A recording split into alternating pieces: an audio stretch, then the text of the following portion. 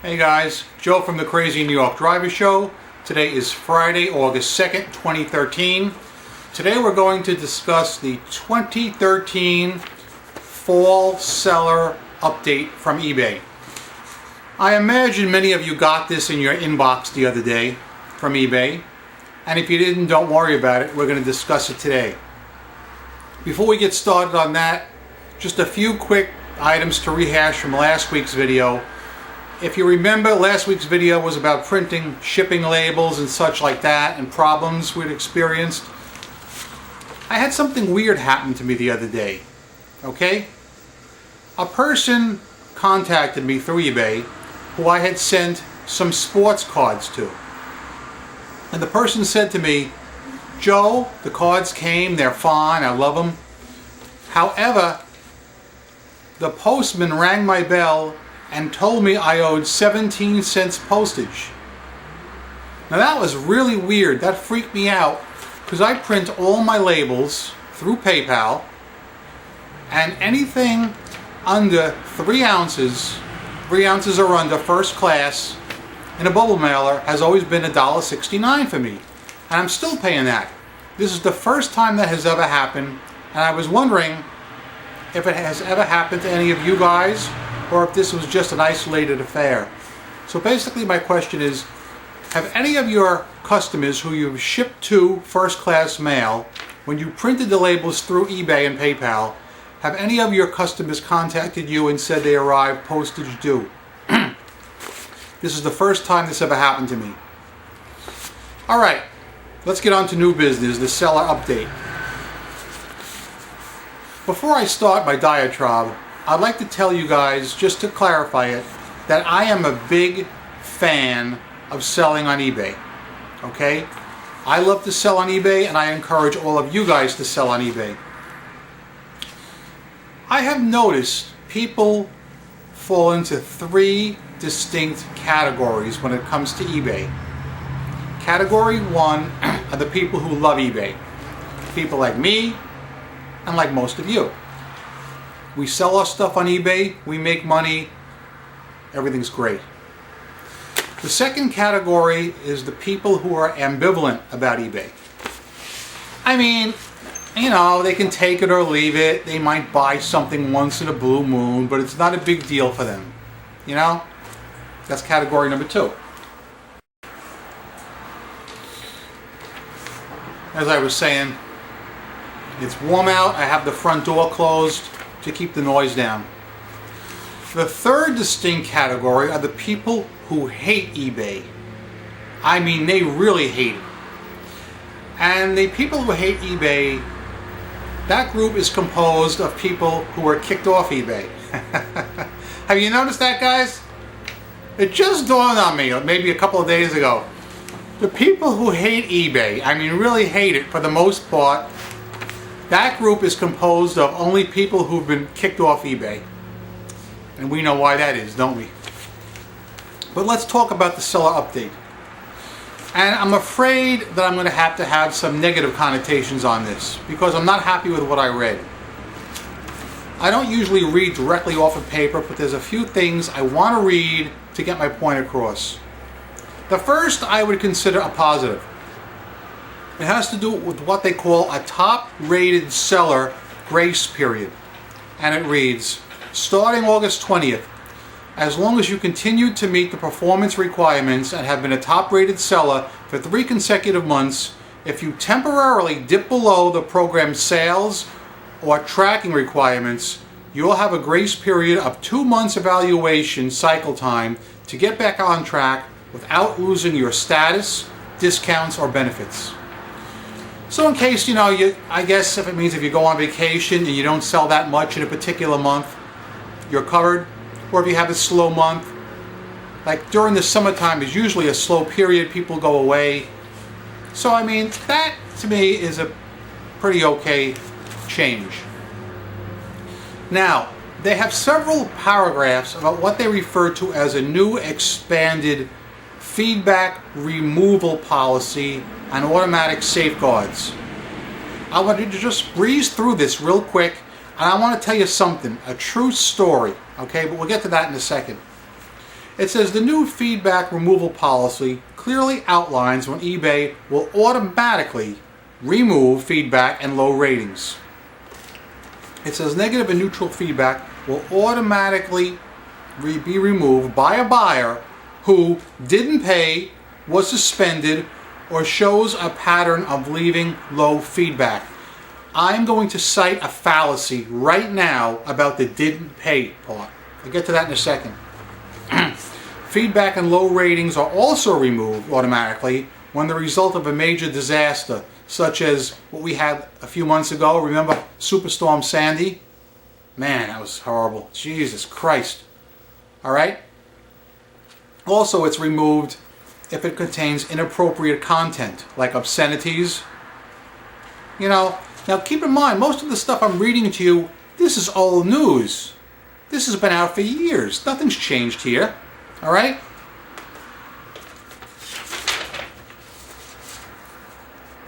Another example is if the buyer made an error. For example, he left you negative feedback, but he means to leave it for somebody else.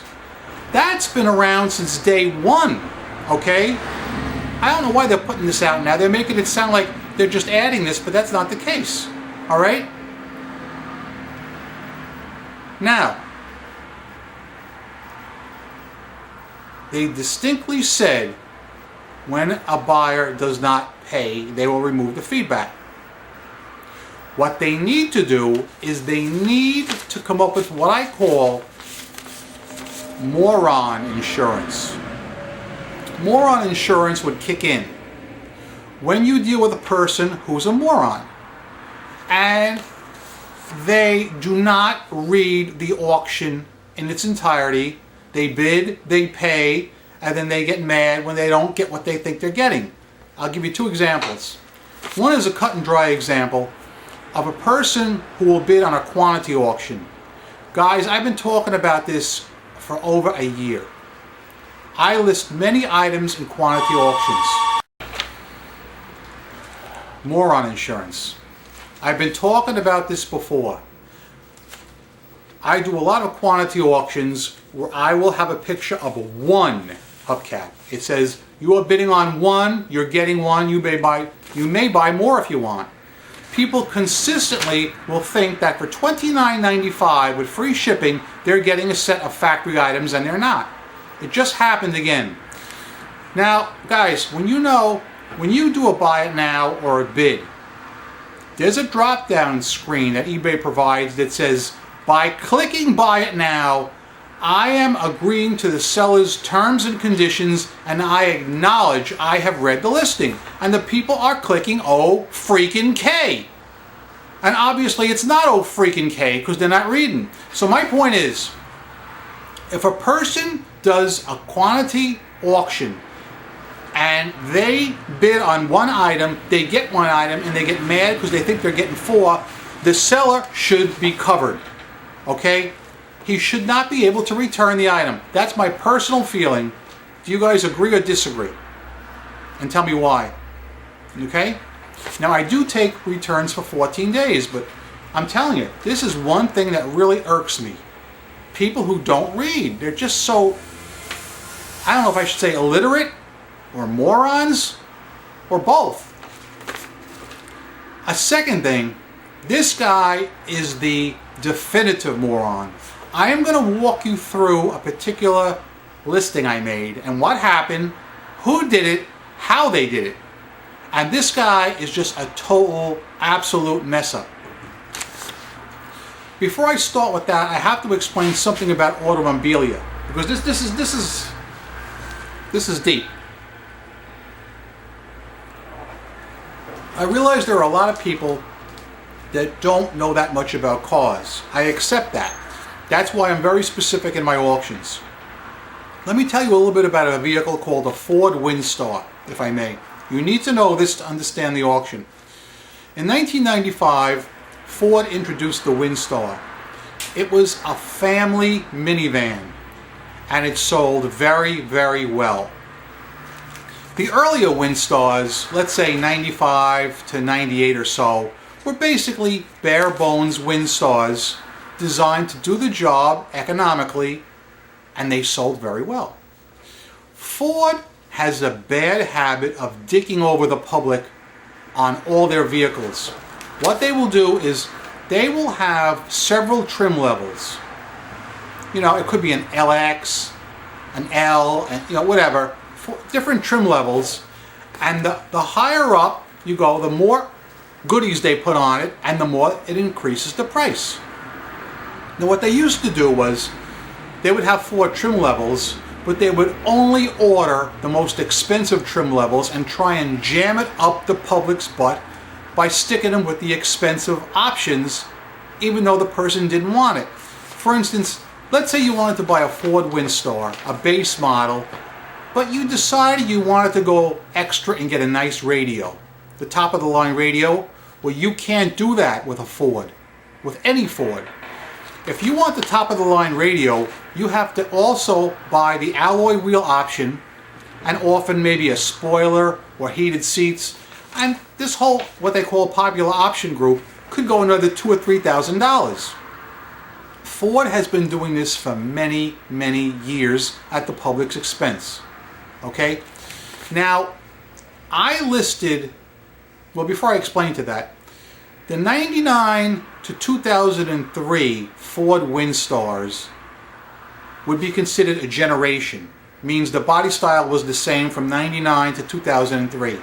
However, they came with different wheel options. You know, the base, the next step up, the next step up, and the next step up. Let me read to you the wheel options and show you what I'm referring to so you understand where I'm coming from. The base model came with a 15-inch steely wheel,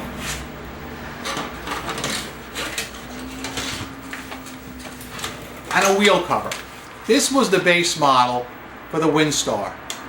What's good about these is if you lose this wheel cover, you can replace it with another similar wheel cover. It does not have to be exact.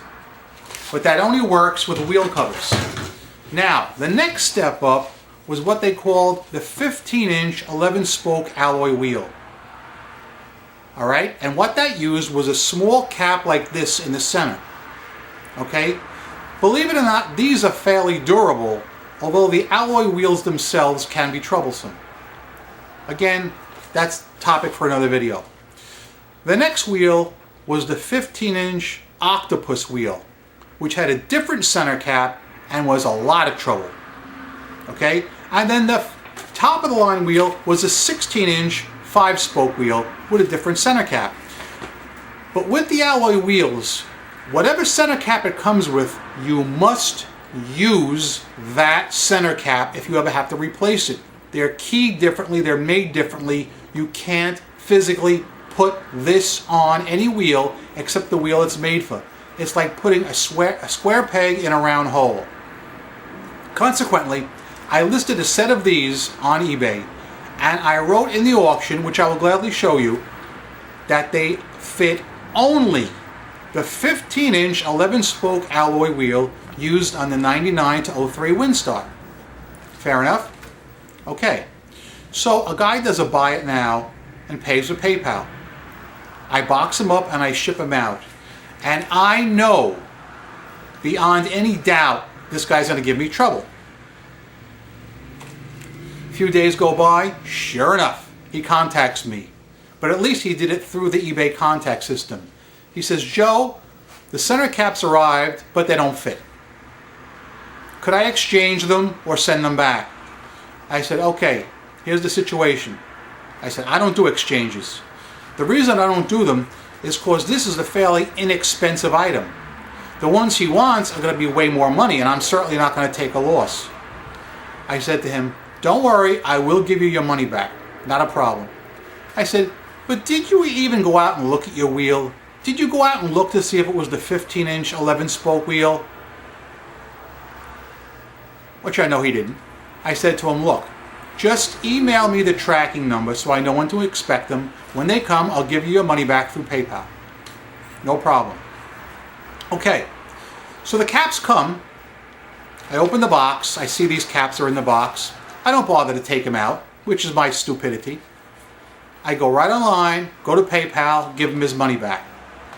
So, the other day, I see the boxes sitting there in the corner.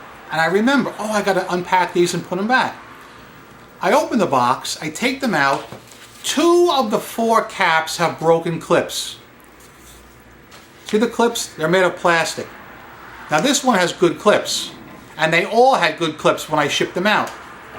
But when he sent them back, 2 of the 4 were broken, which means this moron tried to jam these hubcaps on a wheel they weren't made for. So what he did was he broke one.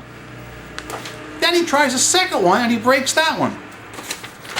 Then he wrote to me, said he wants to send them back, never mentioning he broke 2 of them, all right? So, okay. That very day, I'm mad as hell, okay? I open the box, they're broken. I go on eBay a few minutes later and I get a letter from this guy. And he says, listen, I checked my account and I don't see any refund from PayPal. I want proof that you refunded me. I'm like, you bum. So I call up PayPal and PayPal said yes. It shows up that he was refunded just like you said he was. And even the person at PayPal was very nice, very understanding.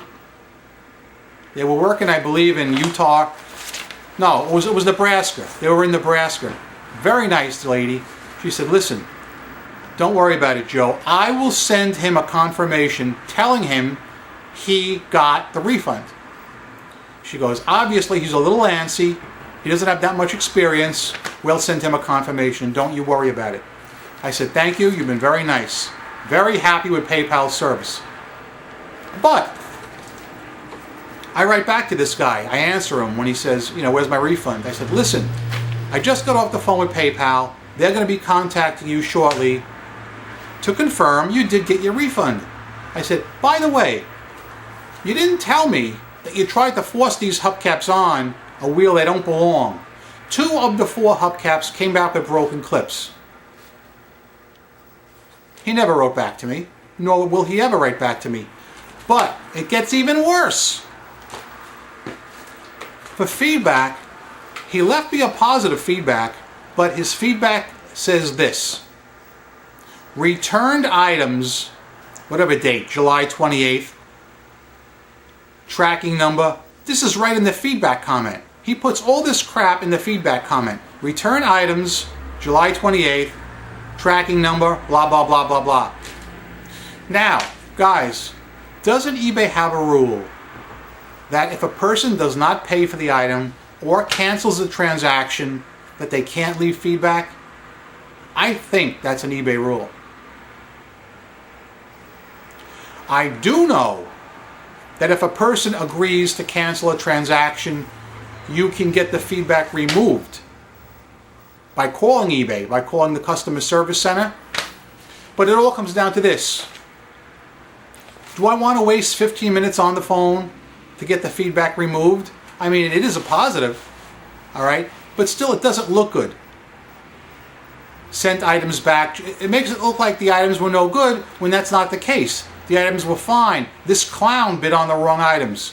So I thought to myself, I said, I should really give him a little payback and write to him, right on his feedback. Seller did not read auction and bid on wrong items and demanded money back. That's what I should do, but I didn't. Okay? But this is a perfect example of why eBay needs to protect sellers better. They're not. Here is a clear-cut case where a guy did not read the auction, agreed to my terms and conditions, got the item, it was wrong, broke the item, sent it back, then left me a feedback, and it doesn't matter what he said. He could have said, Joe is the nicest guy in the world, and I'm a moron because I bid on the wrong caps. It doesn't matter what he said. My point is, he shouldn't be allowed to say anything if he returns the item and or cancels the transaction. And I do believe that's right in the eBay bylaws. Am I right or wrong, guys? That's my point. All this stuff in the seller newsletter is bunk. It's bunk. It's either a rehash of things that have been in policy for many years, or it's just red herrings. To be a little bit vulgar, and I gotta be just slightly vulgar here to make a point. It's like spraying a very thin coating of chocolate on a piece of stool and saying, that's Godiva chocolate. I'm sorry that I have to talk this way, but I want you to understand, I am pro eBay, and I think eBay should protect sellers. And in a perfect example like this, all right? Let's look at the facts. I did everything I was supposed to do. I described the item correctly. I sent it quickly.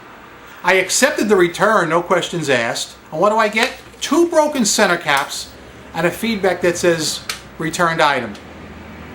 I'm not going to pursue this. I'm going to leave that up there. But I just want you guys to know about it. eBay needs to work on seller protection. Let's call it moron insurance. Insurance against morons. Please, guys at eBay, I know you're watching this. I know you watched my video last week, and I'm glad to have you. But please, protect us from people who don't read and that break our items.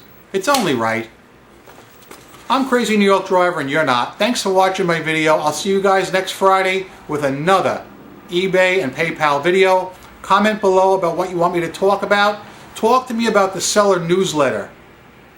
If you read it, tell me what your thoughts are. Do you agree with my rendition? Do you disagree with me? Say what you want, open forum, but make it topical.